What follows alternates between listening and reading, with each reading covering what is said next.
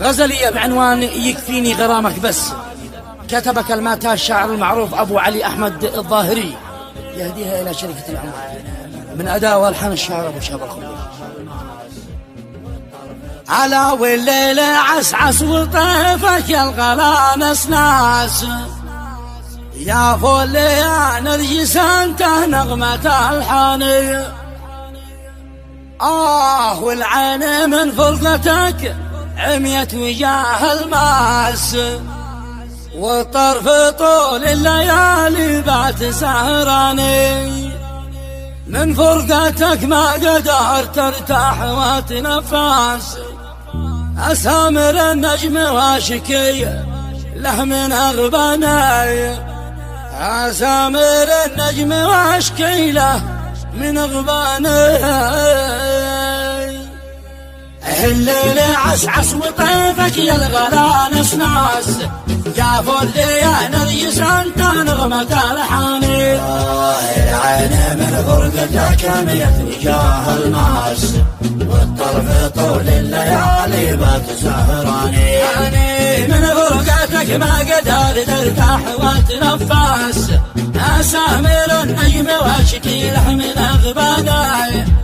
أسامر النجم واشكي له من أغباني، يا من هواك حل وسط القلب وتعساس، سبحان ذي زينك يا حور فتاني، روحي جعلك فدايا طاير النراس،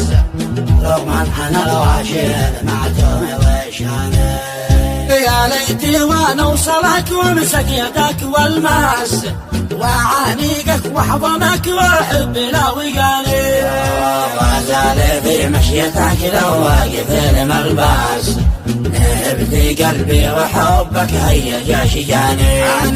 والبدر يا زين في لقياك يتلمس، والنجم من رقتك والحسن خاجلاني، والنجم من رقتك والحسن خاجلاني، سبحان الله ذي صار وذي عساس، كان جمالك في الحلايا قرة عيني،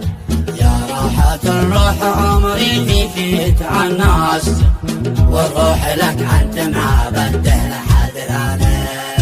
بدرس حروف المحبة فيك واتمتراس، يغلى حبيب حل في قلبي ويغياني، روحك بروحي ويكفيني غرامك بس، بعدك مغلس وطيفك يا حبيب داني، خليت قلبي وعقلي والحياة والحس، وبسمتك يا حبيبي زالت أحزاني، وبسمعتك يا حبيبي زالت أحزاني، ورجعت مظلم ونارك في العيون تلهاس، لاضعت في بحر حبك فانتهي لجناي، تميت قولي وشعري فيك قد عوجاس، أجملت عابر الموزون وقيفاني، والختم صليت مع فوج الصباح نسناس، على محمد وآله نسل عدناني، على محمد وآله نسل عدناني.